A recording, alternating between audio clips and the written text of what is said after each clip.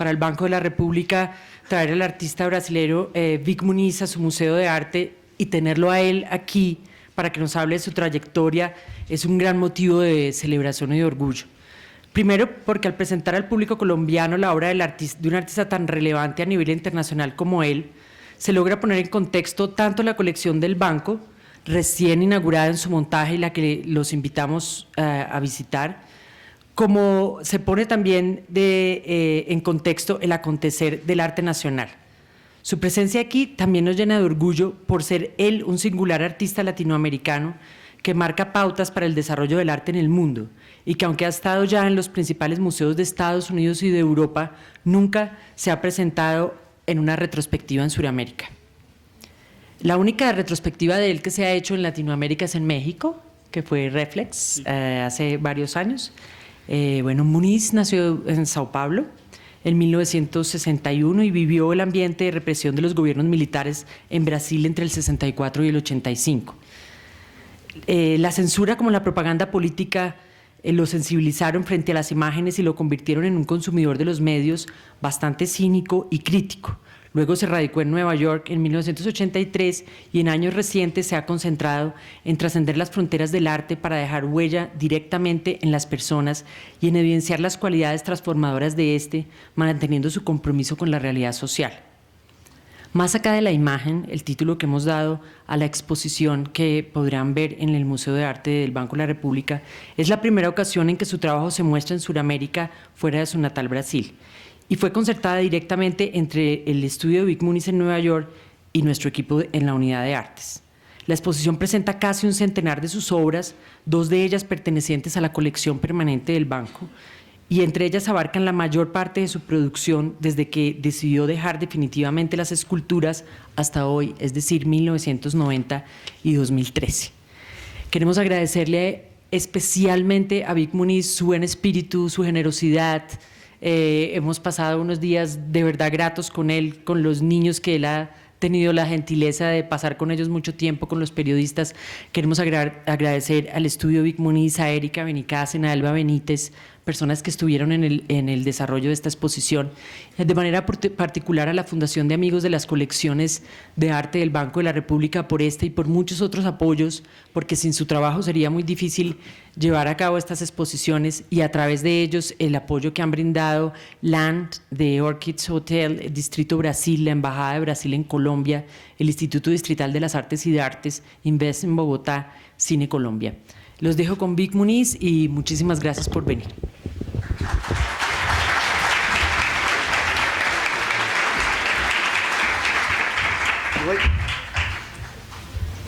¿Posso quedar acá? Mejor. Sentado. Antes ia empezar em portunhol, mas vou falar português. Voy a hablar portugués. Estaba practicando portugués en los últimos 5 días para poder hacerlo en español, leyendo muchos periódicos, el Hola, pero no creo que sea capaz de hacerlo. Me gustaría agradecer la presencia de todos los que están aquí, a la organización, el personal del Banco de la República, del Museo del Banco de la República, por hacer posible esta exposición. Como ella explicó antes, es la primera exposición fuera de Brasil que hago en América del Sur. También quisiera agradecer la presencia de todos los que están aquí, que estuvieron aquí esta tarde para ver a un artista plástico hablar. Generalmente no hablo eso. Yo detesto oír a los artistas plásticos hablar. Me parece que es interesante hacer una exposición retrospectiva que en un país tan próximo. Y siendo esta mi primera incursión aquí en América del Sur, me pareció que esto debería ser una experiencia completa. Una exposición retrospectiva tiene un contexto muy específico en la obra de un artista, porque esta trata no solamente de la idea de la relación entre el artista y el arte, pero también de la relación de la vida del artista cronológicamente, de una forma evolutiva, con aquello que él se ha comprometido a hacer. Toda retrospectiva es también una manera que expone mucho al artista. Hay artistas que hicieron carreras increíbles, pero después al hacer exposiciones retrospectivas la perspectiva, la percepción de la obra fue cambiando. Yo llevo ya más de 15 años en esto y esto es importante para mí. Y lo que no me parece que lo que consiste con cada obra no es el valor intrínseco de cada obra, sino algo distinto. Desde que yo comencé a trabajar, trabajaba en series, que son progresiones sutiles, que una obra simple comienza a informar el contenido de otra y eso va formando una narrativa. Y que la obra entera, desde que yo comencé, es la obra y no partes de ella. Eso es un poquito difícil para gente que me ayudó a comprar mi propia obra, o sea que yo tengo un pedacito simplemente de mi obra. O sea, para poder tener la oportunidad de crear una obra con un poco más de contexto de lo que es realmente un pedacito, agradezco al Banco de la República para poderme presentar a ustedes de una forma un poco más completa y esto es un gran placer para mí. Me gustaría estar frente de un podio, pero como para poder esconderme mejor. Porque me quedo pensando siempre, ¿qué es lo que yo estoy haciendo aquí? Porque todo conspiraba para que yo no estuviera aquí. Una de las razones principales por las que yo estoy aquí es porque nací en América del Sur. Si yo hubiera nacido en otro lugar, tal vez no estaría yo aquí. Es muy importante para mí estar aquí. Otra razón también por la que estoy aquí hablando sobre arte es porque a veces la gente pregunta, ¿cómo es que usted se convirtió en artista? ¿Cómo decidió que iba a ser artista? Mi respuesta es la misma. Yo no me acuerdo de cuándo me convertí en artista, pero me acuerdo mucho bien cuando todos al lado mío dejaron de ser artistas.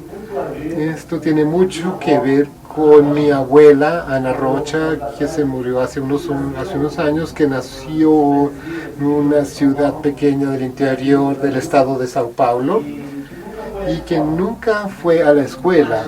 Sin embargo, vio tanto los libros de los niños cuando iban a la escuela que ella aprendió a leer sola, pero nadie logró explicar bien cómo fue que ella logró enseñarse a leer. Sucedió que a los 4 años de ella, algo increíble, ella, como a los 4 años que yo tenía unas ganas de conocer el mundo que parecía muy difícil porque yo vivía en un barrio muy pobre de Sao Paulo, había una cloaca abierta ahí cerquita. Es muy raro que yo esté aquí hablando con ustedes después de esto, pero mi historia pues se puede decir que comienza a mis 4 años estando yo sentado en un sofá con mi abuela. Ella me tomaba la mano y pasaba por encima de las palabras de la enciclopedia británica que mi padre se había ganado en un juego de billar. Entonces ella iba hablando las palabras cascabel y yararaca y ella saboreaba con todos los sentidos, con el tacto, con los oídos, hasta tener sabor de eso, o sea, cualquier cosa que viera. Y ahí fue que yo comencé a aprender a leer visualmente. Cuando comencé la escuela, en primer año, ya estaba leyendo La Isla del Tesoro, una de las historias por las que me gustó ir a Cartagena, porque hay muchas historias de piratas. Me acuerdo del primer año de escuela que parecía que me iba a ir muy bien con la literatura. El hecho de yo haber comenzado a leer solito, lo que yo hacía en realidad es que yo memorizaba la forma de las palabras, tanto así que cuando comencé a leer, en verdad no pude aprender por el sistema fonosilábico, porque no podía leer la lengua, o sea, el manuscrito, o sea, solamente podía leer algunas letras. Lo que sucedió justamente en esa época era que la época en que todos los niños comienzan a cambiar la relación muy directa y perceptual con el mundo visual e instintiva también. Empieza a cambiarlo por un lenguaje, una relación más formalizada y esquematizada, que es el lenguaje escrito y que es lo que ofrece la escuela, lo que sucede cuando comienzan a leer y a aprender y a leer. Entonces empiezan a abandonar progresivamente el mundo digamos, de la escultura, el mundo visual.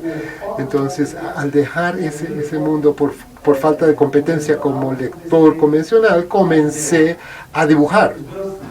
Mis cuadernos en la época del primer año elemental parecían una cosa del Museo Metropolitano de Nueva York, parecían jeroglíficos.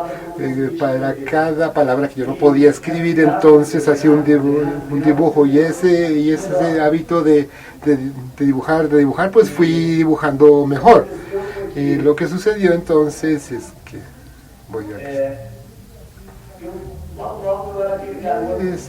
o sea, ya pronto yo era ese muchacho que, bueno, yo obviamente aprendí a leer de forma convencional por suerte, pero yo era ese muchachito que estaba en la parte de atrás en la clase, que hacía la caricatura del profesor, ¿no? Y la pasaba a los demás. O sea, creo que toda clase tiene una cosa, es un muchacho así. Pero si yo le dijera a mi padre que yo era artista, era como si le dijera que yo era gay. Una cosa muy rara para él. Entonces era mejor que dijera que yo quería ser técnico de televisión o trabajar en la oficina de correos. No era un oficio que mi padre supiera lo que era. De hecho, yo tampoco sabía qué es. La primera vez que yo supe que era posible vivir como artista fue a través de un amigo, Joselio Nilsson, que me dijo que era artista. Entonces yo aché que era muy raro, porque artistas eran solamente gente muerta o que le faltaba una oreja. Entonces era gente así como... Yo comencé a interesarme por el dibujo a través de un profesor de matemáticas que yo vi que él tomó un cuaderno mío, estaba lleno de dibujos, y me mandó a hablar con la directora. Pensé que me iban a expulsar de la escuela, pero en verdad lo que sucedió fue lo contrario. Me indicaron que si era parte de un concurso, que era un festival de arte de las escuelas públicas de la ciudad de Sao Paulo. En ese festival me gané el primer premio, que era una beca de estudios para estudiar dibujo académico en la Escuela Panamericana de Artes, que era una escuela privada de Sao Paulo. Yo tenía 14 años, me pasaba todos los años, me pasaba todo el tiempo dibujando desnudos, ¿no? Era la mejor cosa del mundo, no faltaba a ninguna clase, ¿no? En eso de dibujar hay una cosa que es que uno comienza a aprender a dibujar y uno llega a un nivel de técnica en el que uno comienza... La curva comienza a ser cada vez menor, uno comienza a conquistar avances técnicos en el dibujo de formas cada vez menores, sutiles. En esa época uno también comienza a pensar más sobre el dibujo. Yo hablaba con los niños del taller que hice con los niños aquí, y dice, todo dibujo, en cualquier civilización, la gente dibuja y tamborean después, pero la gente tiene, en cualquier ritual hay un aspecto de encantamiento. Si yo hiciera un círculo aquí en un pedazo de papel y dibujara líneas en el círculo, todos podrían identificar el sol. El sol es una bola de fuego, o sea, enorme, gigantesca, y con un simple gesto, un trazo de carbono, yo logro traer el espíritu de un astro adentro de una sala. Si eso no es magia, entonces no sé qué es lo que es la magia. Sigo imaginando que hace muchos años un antepasado, uno de nuestros antepasados primitivos entró a una caverna y vio ahí, tal vez en trazos accidentales en la pared de esa caverna, algo que él había visto antes, tal vez un animal. Y viendo esa forma, que significaba algo, pero que no era aquello. Comenzó a imaginar no solamente un animal como animal en sí, sino un animal que digamos que tuviera en ese momento hambre, y entonces empieza a imaginar el animal, el sabor mismo de la carne, la gente danzando alrededor del fuego, la comida. Entonces totalmente, y ese ensueño acabó en el momento que vio que eso era simplemente unas rayas en la pared. Entonces tal vez él completó esa figura, ese rasguño que estaba ahí con otros trazos para que pareciera un animal. Se puede decir que ese fue el primer artista, fue la invención de la representación. Tal vez haya sido el mayor descubrimiento humano después del control del fuego. Fue a través de esa primera imagen que ese hombre descubrió también que no solamente que representaba lo que veía, sino que era capaz de compartir con sus congéneres de la tribu eso. A través de esa imagen se creó la posibilidad de la acumulación de conocimiento y el poder de poder pasar el conocimiento de una generación a otra, y a través de esa imagen que fue así que se formaron los tres pilares de nuestra sociedad, que son la religión, la economía y la política. Todos estos consisten en dejarse ganar temporalmente por algo que no está ahí. La ilusión es la mejor puerta que tenemos, y tal vez la mejor manera que tengamos, o tenemos tal vez la mejor herramienta que tenemos para comprender la realidad. Sigo pensando siempre como artista que yo estoy en una línea ancestral directa de ese hombre que creó esa primera representación, porque nuestros sentidos, nuestra forma de ver el mundo está directamente relacionada con la forma y las técnicas que tenemos a nuestra disposición para representarlo. Fue allí cuando ese hombre primitivo mostró ese dibujo a los miembros de su tribu, miraron aquello y vibraron y vieron las mismas cosas que él mismo, pero vamos a decir que una familia, digamos que una semana después llegó y dijo, no, eso no está bonito, está como feo eso. Entonces digamos el tipo dibujó otra cosita y así que pareciera una alfombra o algo así. Entonces los hombres dijeron, desde ese momento del paleolítico, desde el punto de vista de la representación humana ha sido una carrera entre la tecnología y la representación. Cuando la gente ve que eso es un dibujo, o sea, que no es la cosa en sí, entonces siempre llega un nuevo artista, un nuevo inventor que tiene una nueva técnica para hacernos vibrar con la idea de una cosa que no está ahí, pero está representada. Me parece que alrededor de 1992, la tecnología generó unas técnicas poderosas de imagen que hizo que cambiara nuestra relación con las imágenes. Lo que sucedió fue que con unas imágenes que van más allá de la convención visual, dan la posibilidad de crear una imagen que le hace a uno creer que eso sí sucedió. Estoy hablando de la tecnología digital, de Photoshop, por ejemplo. Creó una cierta ruptura con la forma que vemos el mundo a través de los medios, porque ver ya no es creer. Lo que antes era una convención visual, lo que era antes una cuestión simplemente de compartir una imagen y saber que eso representaba algo, ahora ya no funciona así. Y en verdad ya está más relacionada con códigos que con convenciones visuales. En verdad, todo lo que es verdadero y auténtico está más relacionado ahora con lo que ya no se puede ver, con lo invisible. Al revés de que esa sea una verdad que todo el mundo pueda compartir, es algo que queda subyugada a una relación de exclusividad entre dos polos, como el dinero, digamos. Cada vez que alguien logra falsificar un billete, entonces se hace algo un poco más sofisticado, hasta el punto ahora el que logra O sea, para hacer un billete bien tiene que ser una banda magnética, algo que los ojos no pueden ver. Entonces, aquí se ve la importancia de trabajar con la ortografía en el mundo actual. Me parece tan grande como si uno siguiera pintando después de la invención de la fotografía. En 1939, cuando Aragón, perdón, el siglo pasado, antepasado, cuando se anunció el nacimiento de la fotografía, se anunció que la pintura se había acabado. Y ahora, sin embargo, se puede comprar cualquier cosa para pintura más fácil de lo que podía ser en el siglo XIX.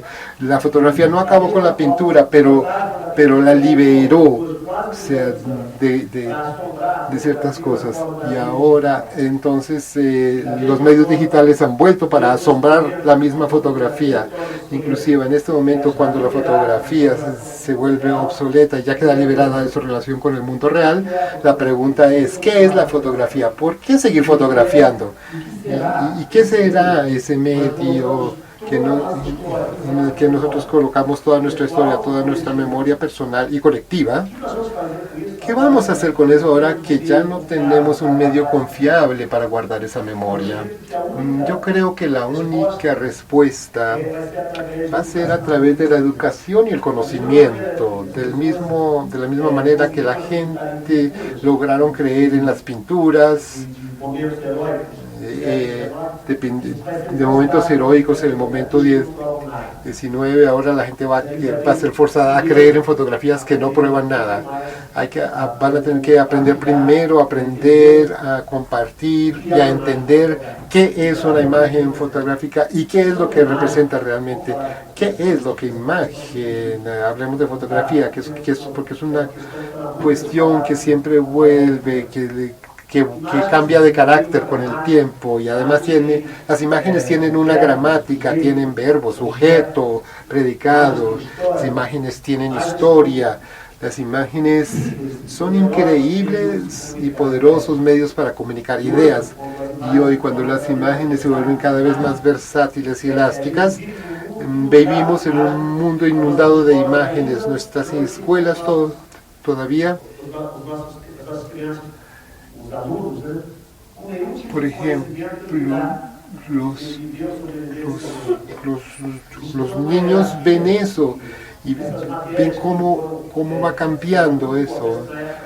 Por ejemplo, las cosas que fueron muy importantes en la época de la Revolución Industrial, la matemática para formar técnicos, y el lenguaje para formar burócratas. Eso ya no. Ahora la escuela forma más consumidores, pero yo creo que tiene que volver un poco, que la escuela debería enseñar una materia que se llamará alfabetización visual, que es lo que necesitarían más nuestros hijos. Pero mientras eso no suceda, el artista tiene que tomar la delantera y crear, no de una manera, digamos, didáctica, situaciones en que el espectador, el público, tenga que lidiar de manera inteligente, conversar con la imagen, y ahí tratar de conversar, de entender lo que está viendo, como por ejemplo la imagen que está aquí. Esa imagen tiene que ver con una conferencia sobre creación. Yo no puedo hablar sobre creación, porque creación es una cosa divina. Creación es solamente para los niños y para Dios y para niños. La creación fue lo que puso ese perro en esa foto. Creatividad es lo que nos permite ver que una gallina en la parte de atrás del perro. Cuando comencé a dibujar y comencé a investigar sobre dibujo, inmediatamente la primera cosa que me pareció interesante fue la psicología,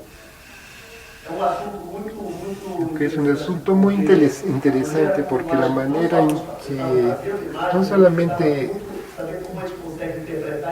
quiero decir que como yo hacía imágenes, quería saber cómo interpretamos las imágenes de la forma que lo hacemos. Entonces lo que traté de hacer primero, yo quería ser psicólogo, pero yo era muy mal alumno y no pude pasar el preuniversitario para para psicología. Pero entonces me dieron una beca para estudiar publicidad y me pareció que era todo lo que yo, en lo que estaba interesado, estudiar medios visuales, psicología, un poco de cosas, porque tenía que ver con todas estas nociones del mundo real.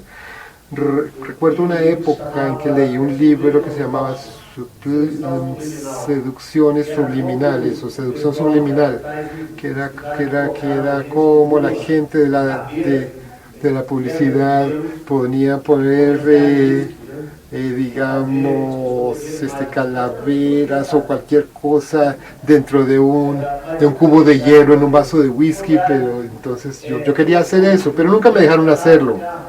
Al contrario, ya andaba en carro por las calles de Sao Paulo y eso era un problema. Nunca podía leer el contenido de los anuncios que estaban en la calle porque me parecía que era como una secuela de la forma en la que yo empecé a leer. Pero entonces, una vez estaba yo con mi mamá, yo estaba manejando y le pregunté, mamá, ¿tú puedes leer lo que está ahí? O sea, yo iba a 40 kilómetros por hora. Y ella me decía, no, entonces le di la vuelta a la cuadra, entonces volvía a 30 kilómetros por hora. ¿Puedes leer, mamá? No, a los 20, entonces a la tercera vez, a los 20 kilómetros decía, puedes leer, no. Pues solamente cuando iba a 10 kilómetros ella dijo, sí. Pues. Entonces empecé a estudiar el ángulo de aproximación, la velocidad de aproximación y el tamaño de la letra, pensando cómo mejorar la lectura de las vallas. Había dos empresas en Sao Paulo que trabajaba con eso, y les dije, mire, yo les puedo mejorar sus anuncios, si no lo hacen yo me voy con la otra empresa, y me emplearon. Entonces yo era un consejero, yo hacía consultoría. Y eso era lo que yo he hecho eso hasta ahora. Tiene que ver con paredes, no con muros. Cuando uno va caminando va cambiando el significado de lo que uno va viendo. Entonces, por esa asociación con la publicidad, me dieron una vez un trofeo bastante feo de acrílico que yo fui a recibir.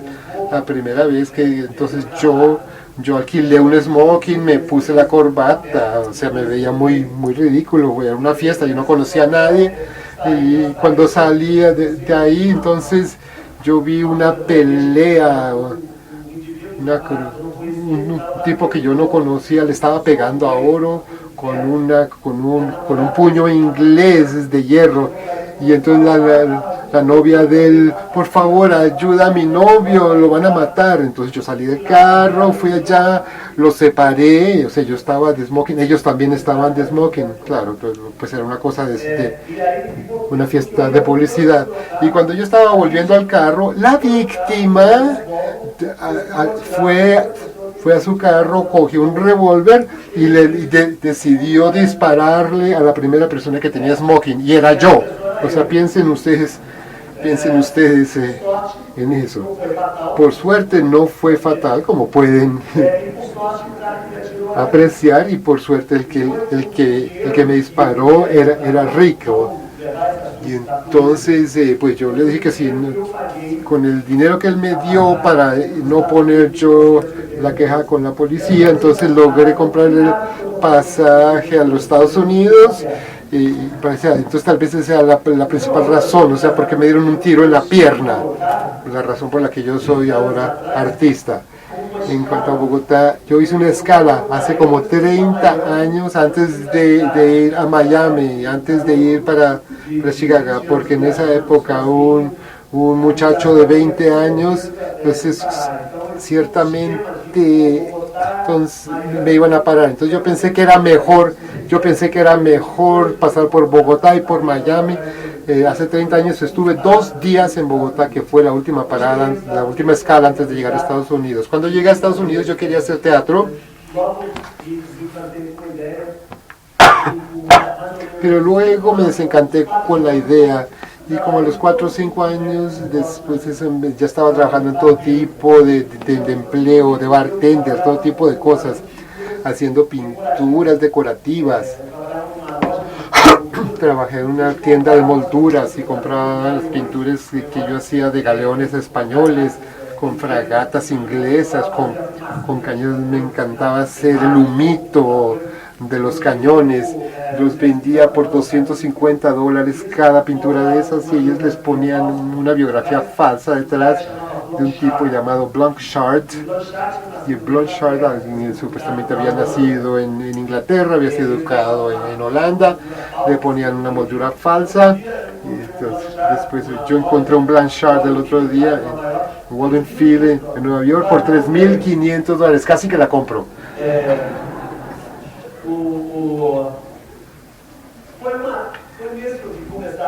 Fue cuestión de empezar a pintar. Entonces, en ese momento hubo personas que me llevaban a sitios, digamos, a cócteles. Eso fue cerca de donde yo vivía a comienzos de los años 80. Por primera vez comencé a ver artistas que parecían tener una producción, artista que reflejaba una cosa muy parecida a la vida mía. Ustedes jóvenes que están aquí y ustedes aquí que no son tan jóvenes pueden tal vez pronunciar y van a sentir el momento exacto en que su generación pasa a ser meros consumidores de lectura y comienza a pulsar y producir cultura reflejando todo lo que ha acontecido en su vida, todas las fiestas, las modas.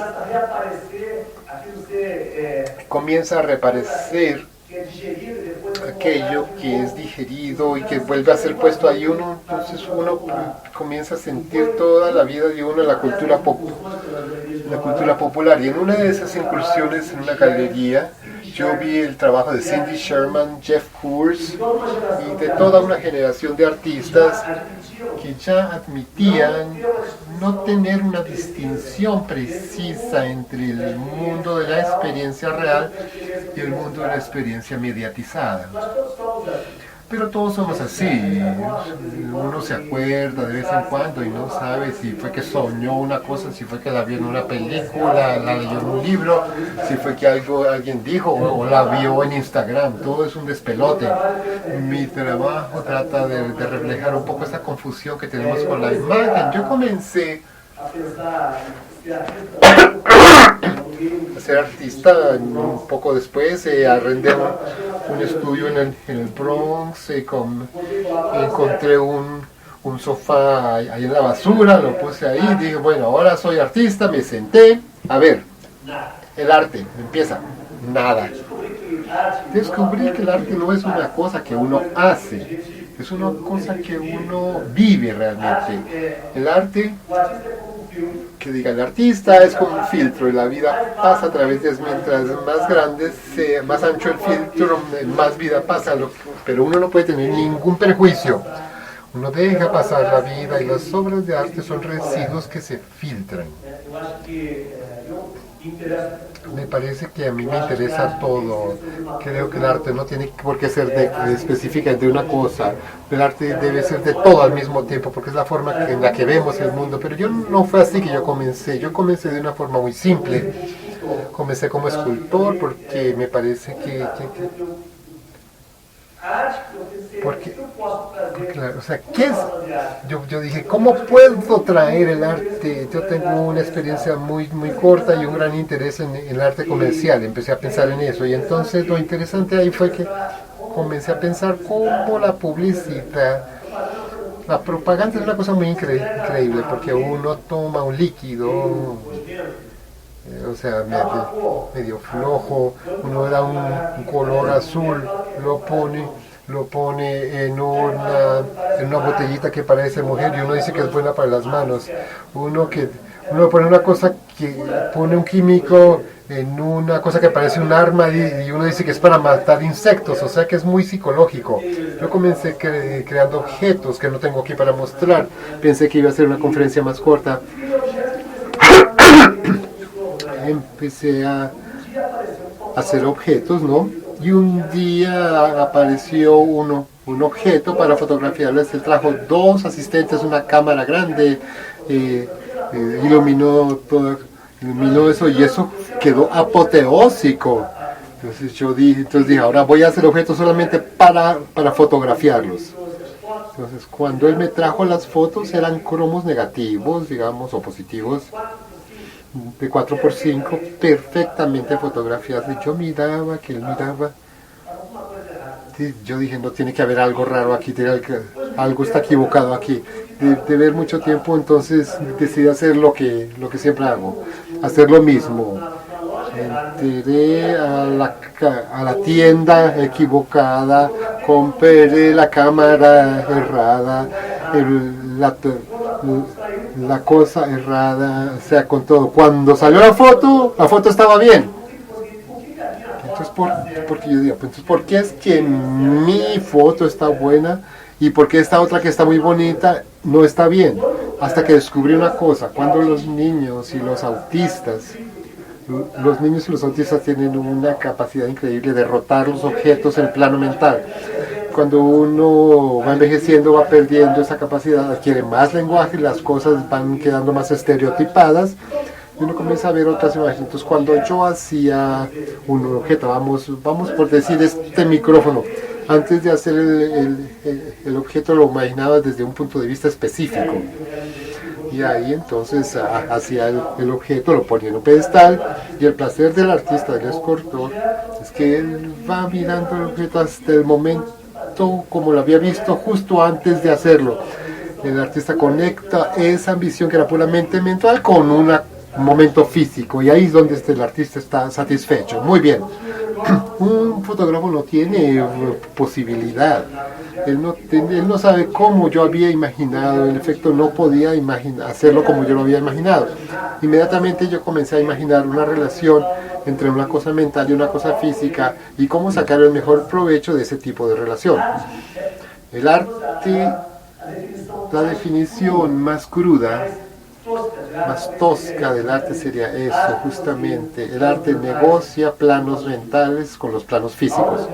Ahora, de arte tal vez sea la membrana más fina y precisa de nuestra relación intelectual, inteligente, mental o idealista con el mundo, con las cosas materiales mundanas que uno no tiene mucha percepción de lo que son. Por ejemplo, la gente que va al museo, por ejemplo, la gente va al museo, caminan, entonces como si hubiera una línea en el suelo, se paran ahí y hacen eso simplemente.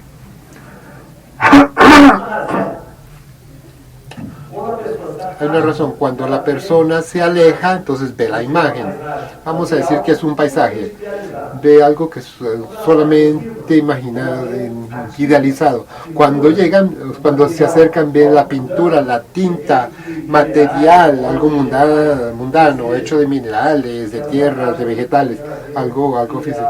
Cuando se aleja, ve lo ideal, cuando se aproxima, ve el material y hace eso diversas veces porque lo interesante no es solamente lo ideal o solamente lo material, sino el momento preciso en donde una cosa se transforma en la otra.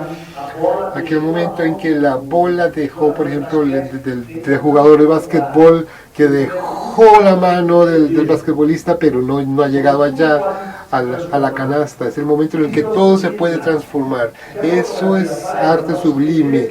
Lo que hace la fotografía es que uno puede extender ese momento y uno tiene formas de agrandarlo, y uno tiene la forma de orquestar la transformación de una forma en que la transformación sea invisible.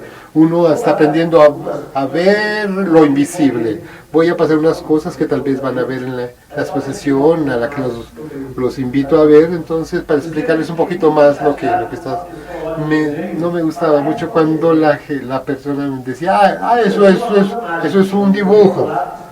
Porque un dibujo es una cosa mágica. Entonces yo decidí hacer cosas que parecían dibujos con alambre. Entonces uno cree que es un dibujo de algo muy simple, de arquetipos. Pero cuando la gente se acerca más, entonces uno no sabe cuál es la escala que tiene. Tiene un tiempo de hechura que uno sabe. Eso inspira una curiosidad muy grande desde ese mismo modelo. No solamente está uno viendo una cosa, pero también está pensando de qué manera está uno mismo viendo eso. Entonces, las esculturas crean un vacío semántico en que el observador se siente obligado a rellenar.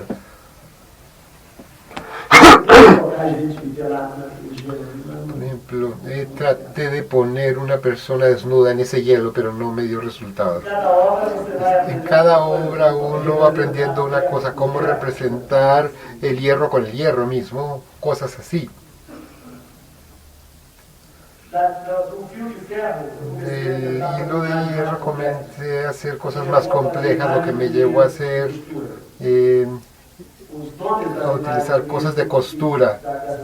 Los nombres de esas imágenes con hilo están relacionados con el número de yardas que yo utilicé para hacer cada pintura. Entonces hay unos que tienen 6.500 yardas, y es el nombre de la pintura.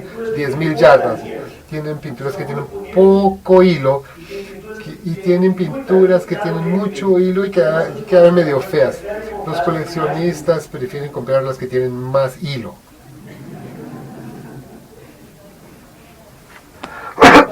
En esa época comencé a imaginar que esto era una especie de uno retardar la aprehensión de la imagen, hacer que la gente vea las imágenes con más lentitud, con más discernimiento. Entonces la idea es crear obstáculos, capas de conocimiento.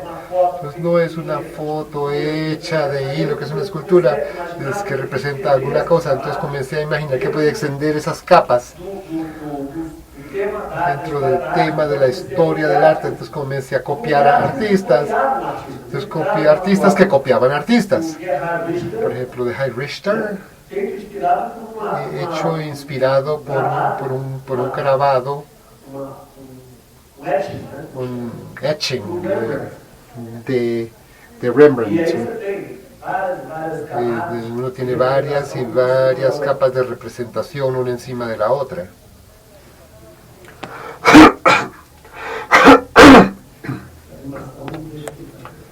Esta animación no me deja ver bien. Muy bien.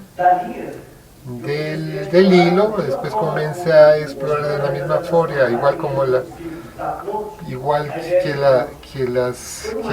el hilo va de punto a punto. Yo ya estaba casi dejando de ser artista, en una época muy difícil. Entonces me tomé unas vacaciones, fui a la isla de San Kitts y conocí a un grupo de niños, y el último día de vacaciones conocí a los padres de uno de esos niños, que me parecieron muy distintos de los niños. Los niños eran dulces, amables, alegres, felices. Los padres eran amargados, cansados, tristes, lo cual me hizo pensar ¿qué pasaba con la vida de esos niños para que cambiaran tanto de adultos? Entonces me di cuenta que ellos trabajaban 12 horas al día en la zafra de la caña de azúcar. Era obviamente el azúcar. Cuando volví a Nueva York, a partir de esas pequeñas fotos, hacer retratos de esas niñas, y el resultado fue que al lado de cada construcción yo ponía esos frascos como si fuera una funeraria. Los mostré en una galería muy pequeña en Soho en 2005. El New York Times cubrió la exposición con un artículo grande, largo. Hizo que el Museo de Arte Moderno me invitara a hacer una exposición de fotografía unos meses después, y ahí comienza mi historia como fotógrafo. En el 95, perdón, porque por ahí hablaron algo de Alzheimer, sí, eso es así. Los nombres de las fotos eran el nombre de los niños con alguna cosita que me gustaba. Al que le gustaba, por ejemplo, el jugo de naranja o una ropa tal. Entonces después con esas cosas de azúcar, con azúcar es mucho más fácil que hacerlo con lápiz, porque uno no tiene que borrar. Simplemente uno así, es un dulce muy bueno. Yo engordé 1,5 kilos haciendo eso. Comencé a pensar que la fotografía es capaz de transmitir información sobre otros sentidos, como el sabor, por ejemplo. Voy a hacer fotos con alguna cosa que tenga sabor. Escogí el chocolate, porque el chocolate no es solamente una invención industrial, sino más bien cultural. El chocolate tiene que ver con la obesidad, con la escatología, con el romance, con el amor. Entonces, como comencé a percibir esa relación entre materia e imagen, el chocolate me dio una gran posibilidad de experimentación. porque yo tenía que hacer esas imágenes en una hora porque si no se secaba y entonces ya quedaba mal. Entonces era como si tú estuviera haciendo, perdón, yo hice muchas imágenes de chocolate porque era como si estuviera haciendo investigación genética que uno no lo hace con elefantes sino con moscas, ¿no? Entonces fue un periodo muy empírico. La primera persona de la que hice con chocolate fue Freud, porque y él podría explicar por qué a todo el mundo le gusta el chocolate, menos a mi hija. Otro fue Jackson Pollock, esa cosa así tirada, el placer de la pintura, de pintar, tiene que ver un poco con esa cosa de la escatología del chocolate. También hubo otra cosa interesante, fue la idea de la imagen, que puede ser rota en varias partes, en dos o en varias partes, ¿no? La representación suprema de la imagen es lo que llaman el duck rabbit, el pato conejo. Uno puede ver una cosa, o puede ver el chocolate, o puede ver cualquiera de las otras dos cosas que están en la imagen. Eso se llama imágenes multiestables, es algo que yo observo mucho y que tengo en mi trabajo. Uno tiene posibilidades de muchas representaciones. Lo interesante aquí también es que no solo desde el punto de vista del sabor se uno imagina el sabor, uno imagina el valor de las cosas a través de la imagen. Entonces un coleccionista mío me invitó una vez, me dijo, ¿usted quiere hacer una imagen con diamantes? Y me dio un puñado de diamantes. Perdón, necesito más. En un momento que yo tenía 1 kilo de diamantes y para hacer las imágenes yo les dejaba ahí en Brooklyn, pues nadie creía que eso fueran diamantes, entonces pues no me la robaban. Lo primero que pensé en hacer es gente matándose, accidentes automovilísticos o cosas, pero pensé que eso era mucha cosa de estudiante, pero entonces traté de hacer una cosa bastante obvia. Puede hacer estrellas de Hollywood, llamarlas divas de diamante. Aquí está Sofía Loren, Gilda.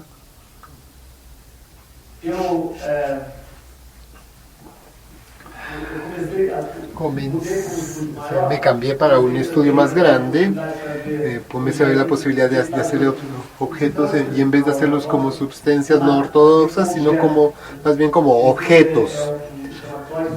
Se llama soldado de juguete, hecho con soldaditos de plomo o de juguete en todo caso.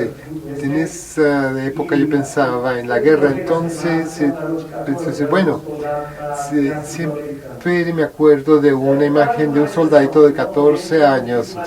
Esto es más bien una excepción. Generalmente no me quedo pensando en un tema político, pero en este caso sí fue así. Normalmente el material con el que yo comienzo, quedo tratando de ver cosas que tienen que ver con el material. Entonces comienzan con cosas más cerradas, pero el juguete en sí es un medio muy eficiente. Es la manera como creamos una mediatización cuando somos niños, en relación con el mundo que no está preparado para lidiar con eso.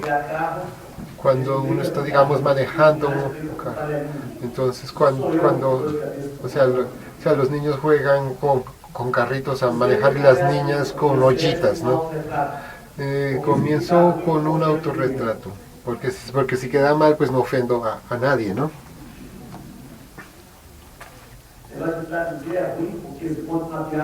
Porque sí, lo malo de la traducción es que si uno cuenta un chiste, entonces la gente tiene que esperar hasta que se lo cuenten.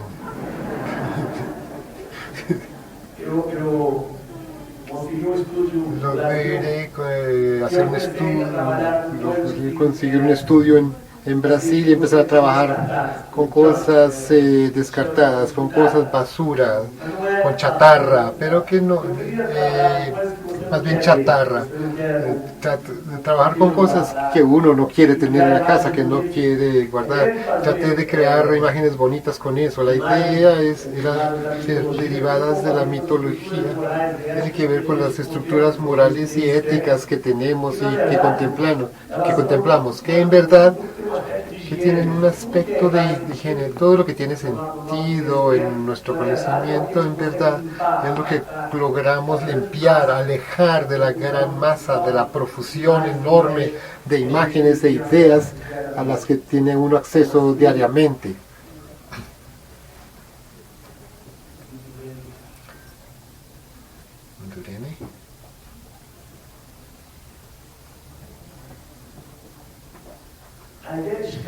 La idea de la escala me fascina. He trabajado, he graficado todo aspecto de la representación.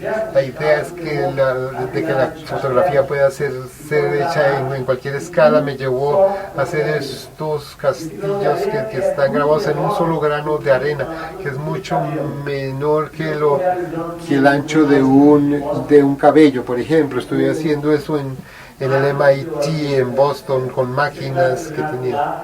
Uno comienza, digamos, a dibujar con lápiz y acaba dibujando, espera un momentico, con este tipo de cosas. Un rayo de iones simples, al mismo tiempo que graba un grado de arena, graba lo que está haciendo. Un proyecto que me ha llevado 10 años porque tiene mucha complicación y hay que vérselas con un equipo muy complicado al que uno generalmente no tiene acceso, pero yo quería hacer eso. Yo estaba hablando con mi mujer que voy a hacer un retrato de mi hija Dora. Después la voy a botar allá en Ipanema, en la playa, cuando ella ya sea mayor, le diga, si encuentras mi retrato te doy un beso. Al mismo tiempo, esa cosa de la vida me fascina. Nunca diseñé con sustancias vivas y lo que yo he hecho, lo que hice, que en una residencia del MIT, es experimentar con células y bacterias. Trabajé con un bioingeniero llamado Tao Tanin, un tipo que está al frente de las investigaciones de la cura del cáncer, y muchos de los patrones que está tratando de desarrollar son células cancerosas hepáticas, por ejemplo. No solamente eso, porque trabaja con bacterias peligrosas, con virus, tratando de adiestrar a las bacterias para que produzcan las cosas que queremos que produzcan. En este caso, los dibujos. Voy a volver a Boston la próxima vez. Ese es mi retrato, dijo, con E. coli dentro de la boca. Es asqueroso, ¿no? Y en este mundo pequeño yo he tenido mucha curiosidad. Siempre me gustó el arte ambiental. Es un proyecto que duró 3 años, durante los cuales dibujé con GPS, que es otra forma indirecta de crear representaciones, dibujos que llegué a tener hasta 100 metros de largo, que tienen que ver con toneladas de equipo, pero que son diseños muy bobos. Todo ese gran trabajo de mover todo ese artilugio que se puede ver desde un avión, o sea, para dibujar un par de dados. Por ejemplo, la idea de que el tema de que el sujeto no es lo importante, sino expresar. ¿Y cómo lo hace? Esto tiene 1 kilómetro. Esta regla tiene 1 kilómetro y fue fotografiada con un helicóptero. Es más divertido que dibujar en un papel. Aquí hay unos ejemplos, una tijera. Todos son dibujos sacados de programas que son copyright free. Ese camión que está aquí, que está ahí, es de la mitad de este auditorio, es enorme. Y así, la cosa social. Yo vengo de una familia muy pobre y siempre en los últimos 10 años he vuelto a Brasil a veces. Y ahora, bueno, estoy volviendo a América del Sur con esta exposición. Pero lo que yo quería hacer era un trabajo puramente gráfico, un trabajo con algo que la gente no quiere ver, la basura. Es un material que tiende a la invisibilidad, porque todos los mecanismos sociales, porque todo está hecho para que escondamos la basura, porque tiene una referencia muy fuerte con la muerte, eso que la gente está dejando atrás, alguna memoria que la gente no quiere. Puede ver que la basura orgánica va en una bolsa negra, mientras lo reciclado va en una bolsa transparente. Pensando en eso fue que llegué en este basural aquí, tratando de hacer algunas imágenes. No sabía qué quería, pero en el momento que llegué y comencé a convivir con esta gente y ver lo que estaba sucediendo, que ese basural era una cosa increíble, tiene su belleza, pero la otra cosa era que hay millares de personas trabajando ahí con unos chalecos coloridos, sacando todos los días 200 toneladas de material reciclado de ese lugar. Todo eso parecía un hormiguero. Me hizo pensar un poco en las fotos de Sebastián Salgado con las minas peladas.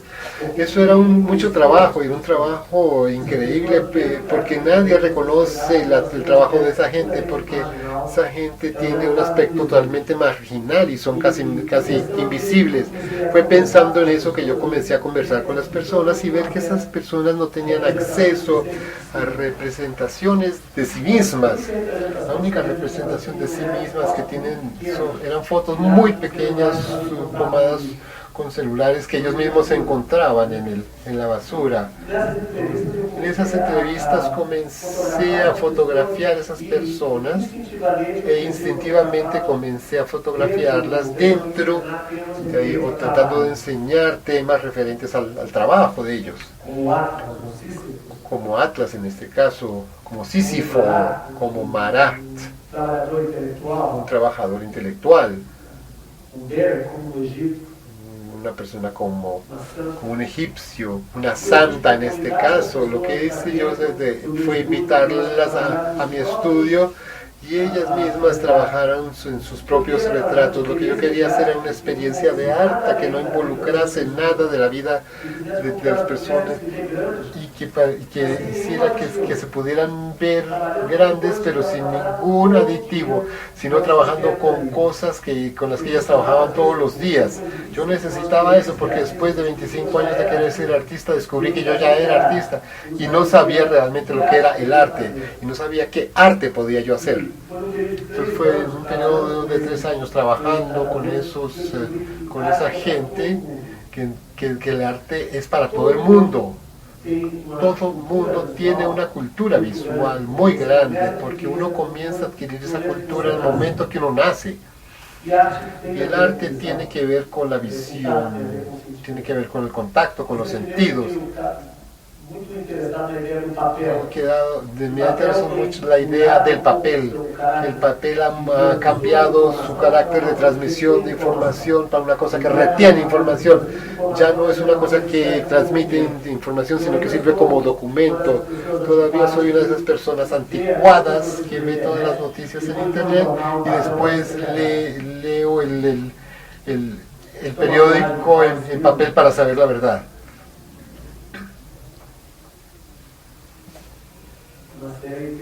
Una serie hecha en papel, todo está hecho a mano.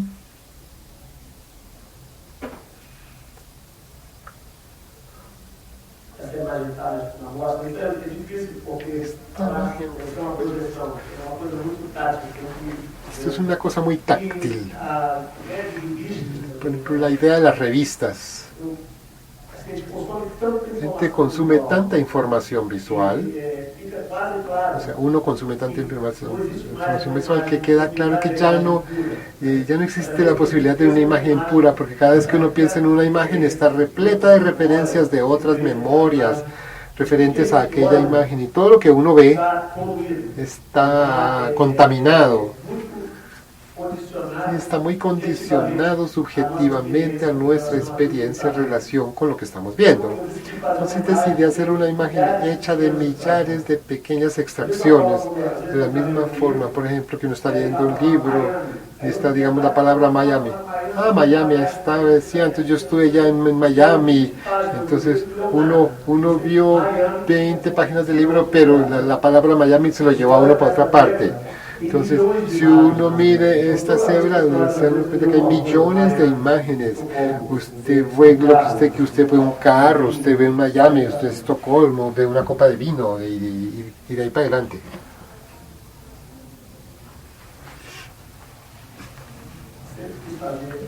Siempre quise hacer una foto de un avestruz, el animal más ridículo que hay.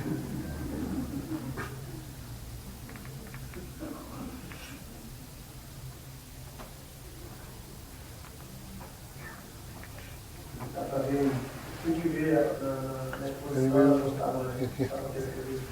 la exposición van a poderlo ver más claramente.